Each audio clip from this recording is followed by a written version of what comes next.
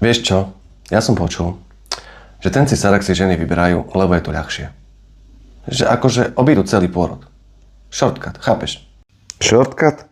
To ako keby si šiel na vymknuté dvere sekerou a neskúsil zavolať zámočníka. No dobre, ale to je rez. Vytiahnu bábo a hotovo. Bratku, však to ti robia cez 6 vrstiev. Čo si? Však to nie je len tak, že to stavebná prerábka. Fíha, a ja som myslel, že to je ako tvoriť konzervu s rybami. Keby to bolo také jednoduché, nepotrebujeme k tomu operačné sály, nepotrebujeme k tomu anesteziológa a hlavne čo? Nemusíš z toho nič mať, bo ešte ťa aj uspia, nedaj Bože.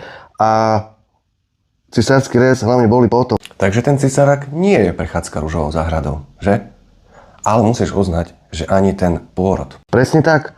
Veď to nie je, že si to vyberá ako pizzu podľa nálady. Dôležité je zdravie dieťaťa a ženy.